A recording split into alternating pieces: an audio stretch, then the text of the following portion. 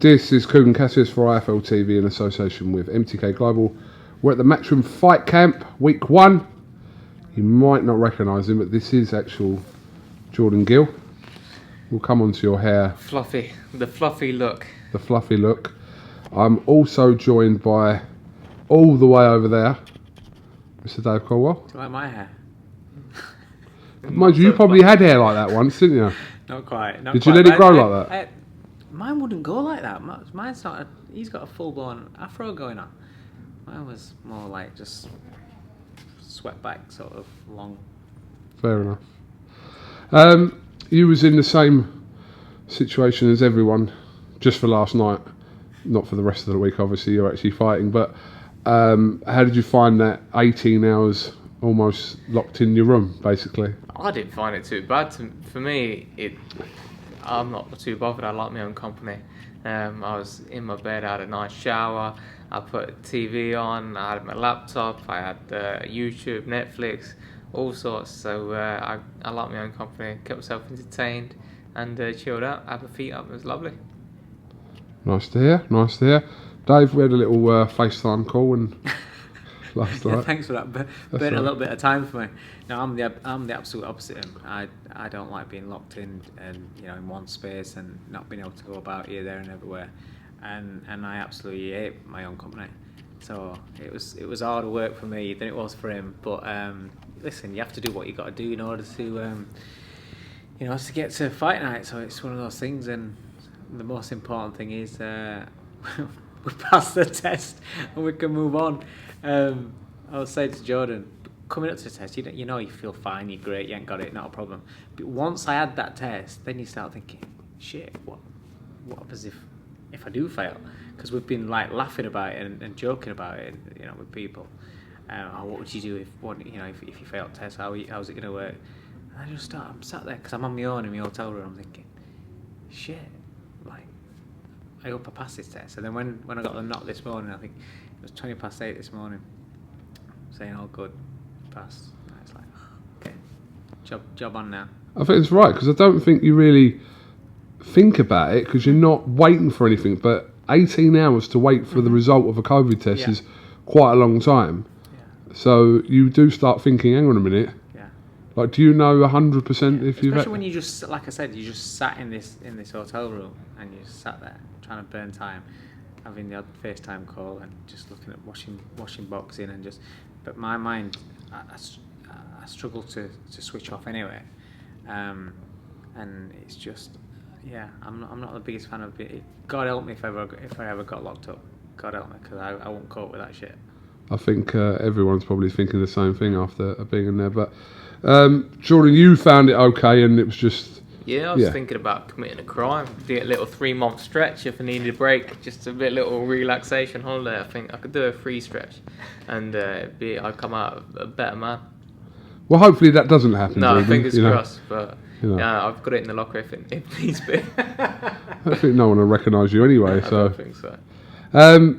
How's kind of the build up to this been? I suppose the build up it's such in camp probably wouldn't have been much different. Obviously, we was restricted for a long time of what you could do, where you could do it, etc. But how did you find that kind of period?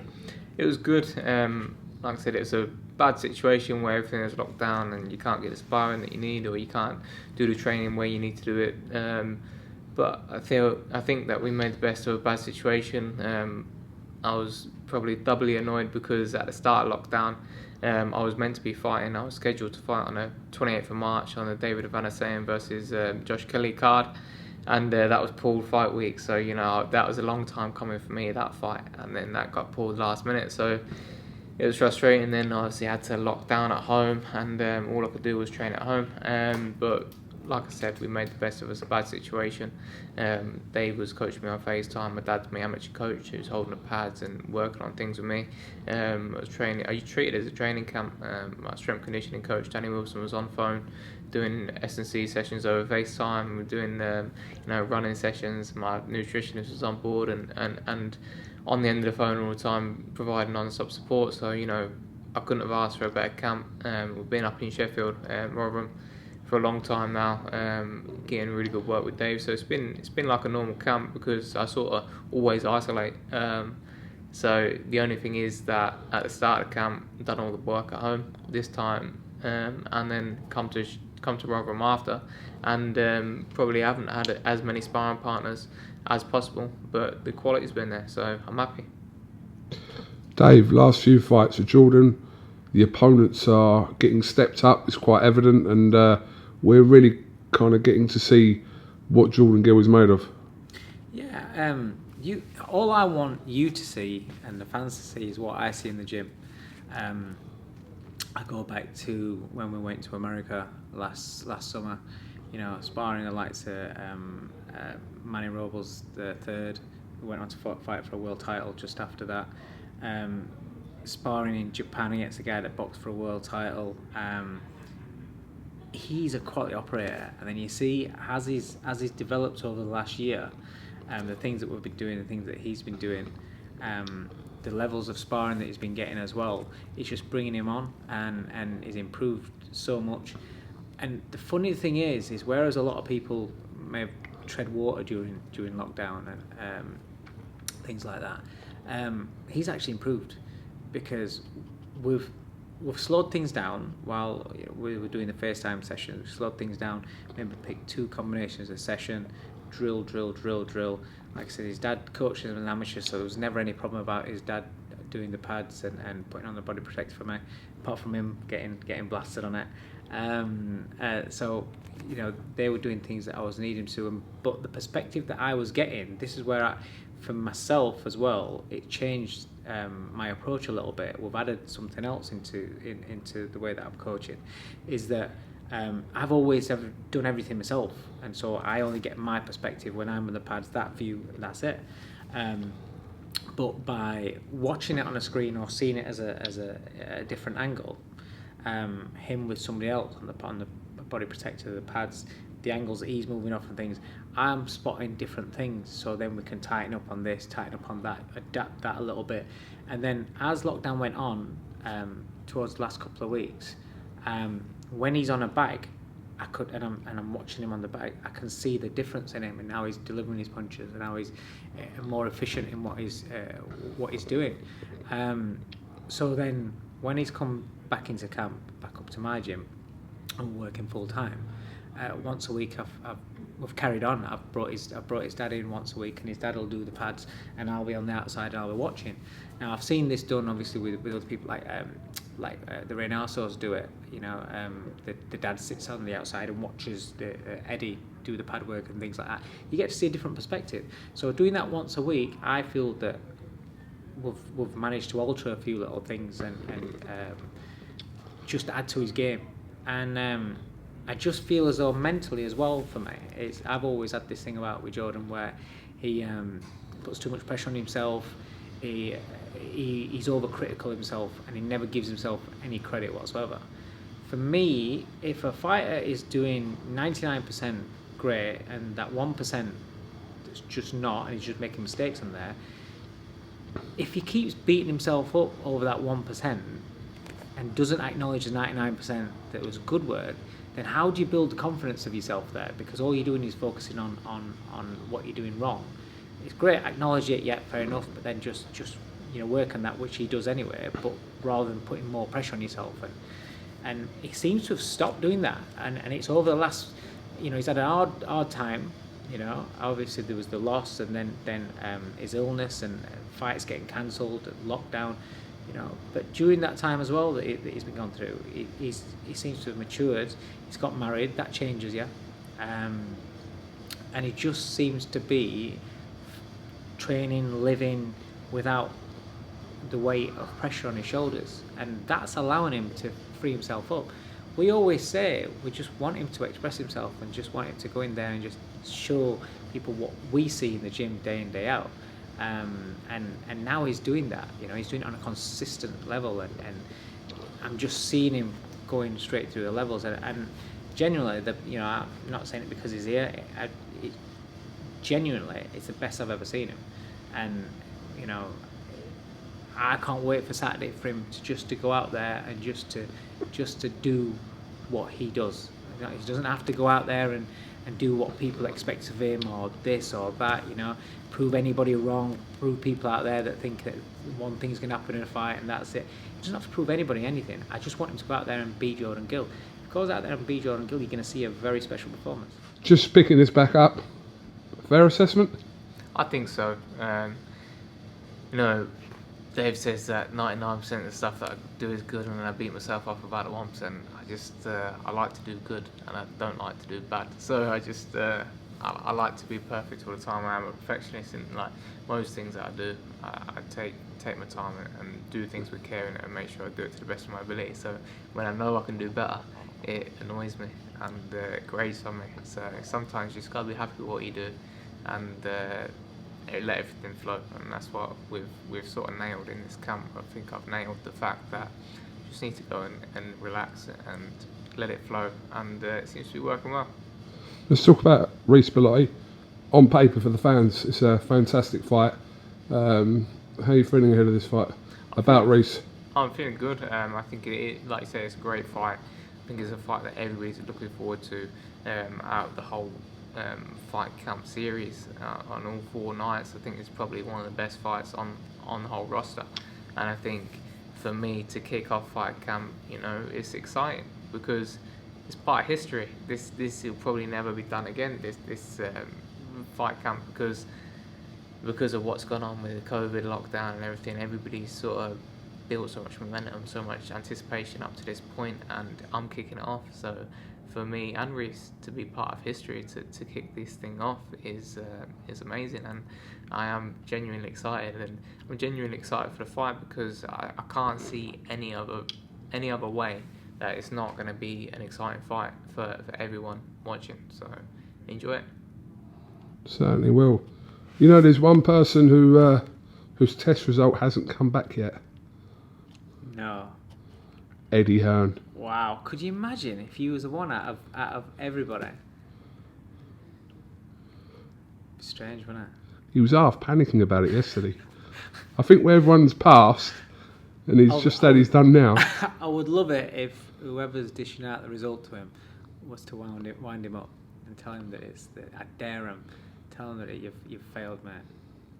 You've got to get off campus now, ta-ta, and let him start leaving. Hold it all the way until he actually starts leaving, you know, with his bottom lip out and upset and looks over his shoulder, you know, and then let him know. That'd be good, that. We can just go and isolate in his office, can't he, and watch from the window. So, It's probably good. Either way, Yeah. he's winning. Yeah, true. No problem for him. Probably good, but I think it's all a bit of a learning curve, this whole process, as in the way the fights are going to happen, etc., for everyone. So I think it is really well organised. They've done it brilliantly. From the minute you come here, I mean, listen, don't get me wrong, it's a pain and what have you, but it's what they've been instructed that they've got to do by the border control. So they're following out orders and the security team and everything, and making sure that you do follow out the orders. And we might think, oh, we've just been tested, we've still got to wear, yeah, what's all that about? But you know, they're following their orders, and so it's good that they've organised like that. But I tell you what is very good is the glimpses of, and I can't wait to see it, the glimpses of footage I've seen of the arena and the setup. It looks amazing, and it doesn't look like a little poxy no crowd sort of behind closed doors show. It looks like an event, and that's what they've created, and it's not kissing ass. It's just saying it how it is. It's, you know, they've done a good job, and people see on Saturday the whole event and the layout and the setup and everything, with the circumstances that they're in, you know, and that we're all in. I think it's been brilliant, and the best thing is the fights. You know, on paper you can never tell, but all the fights all through are great fights. It's not like you're coming back and do all this razzmatazz and everything, and it's a damp squib. You look at the opponents and you think, oh, do you know what I mean? They're great fights. So I think Saturday is the first of the series of shows, and I think each show's, you know, going to be a cracker. We'll certainly look forward to it. Just going a little bit off fight camp topic. Mike Tyson and Roy Jones. Are we tuning in? Go on, Dave. You can answer first. Oh man, listen, I love Roy Jones. I love Roy Jones and I love Mike Tyson, and I think it's amazing. I look at Mike Tyson now on pads and on bikes. I think it's fucking brilliant. What is it, 54? It looks amazing. It's brilliant. But it's great to see him in great shape at 54 years old. It's completely different to getting punched in the head. It's completely different to getting punched in the head. And I just don't, I'm not a fan of it. And the problem is because there are so many people that just get excited about it and tell you you're looking, oh yeah, you could, because you look great on bags and pads, people tell you, you could beat him, you could beat him. So it starts like that, it starts like where you're feeding the fighter's ego. One thing that fighters have got is that pride and that ego where they want to reminisce about how good they were, not how they ended up because of Father Time. And it starts off at an exhibition, and if he looks $1 million, one of them looks $1 million, which is probably going to be Tyson, looks $1 million in the exhibition, they feel great, get that buzz and that adrenaline back, remember what it's like when they get in that ring and everybody's talking about them, interviews and stuff like that. What happens then? Do they then say, well, let's have a real fight? It's how people end up getting hurt, isn't it? Yeah. You don't want to see that in boxing. I think if you're at that age now, that Roy Jones and Mike Tyson are getting to that age now where, well, a long time ago, they've hung up the gloves and called it a day.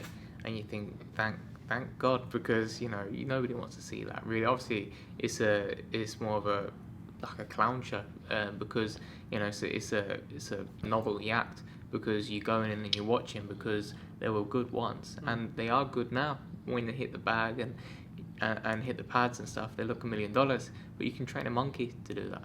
And that's the reality of it. You can train a monkey to look good on the pads, but getting hit in the head is not a good idea, especially at that age and after having a long career and all that punishment over the years in sparring. That's what people don't see. And you have to look at people that have retired and called it a day, like people like Marvin Hagler, who he done what he done in the sport. He hung up his gloves. He didn't go up and down weight divisions. He dominated the division that he was in.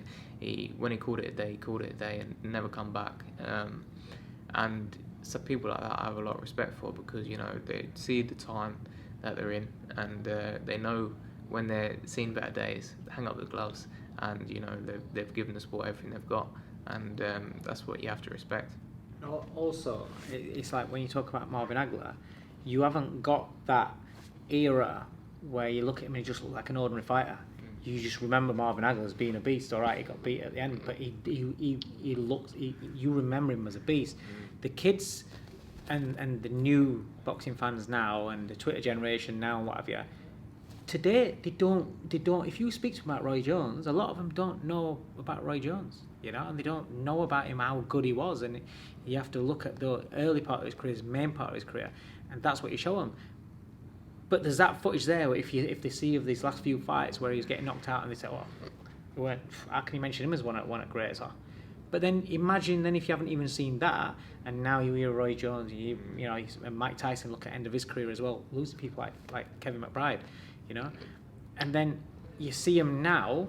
If they get in there and it's a shadow of their former selves, which it probably is going to be, then these people are going to see that and what you've always told me Roy Jones were great. What?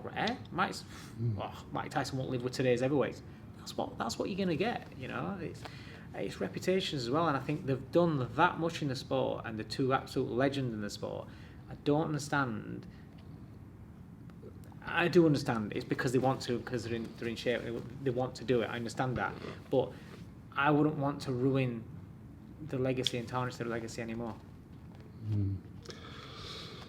12th of September, we'll see. Whoever tunes in. I'll be honest with you. When people say, "Oh yeah, but you'd watch it," because of what happened with Roy Jones towards the end of his career and Tyson, I never watched the McBride fight. I never watched Roy Jones, Macronelli. I never watched Roy Jones when I think he boxed in Russia. I never watched his fights when after Glenn Johnson, because it was Tarver then Johnson, wasn't it? After Glenn Johnson, I stopped watching Roy Jones because I was like, I can't watch it. That's it. So I never watched any of his other fights after that. So when people say, "Oh yeah, but you'll watch it," I won't watch this. I don't want to see that. Fair enough. Right, I'll let you two crack on. Dave, Jordan, thank you very much for talking to IFL TV. Cheers, man. Got a safety distance in between. Safety distance. Got my safety mask for charity. Don't forget your black mask. All profits go to the National Association for Children of Alcoholics. Great charity. Get yours now. Get yours at Susie 1. Thank you very much. Good luck. Cheers, mate.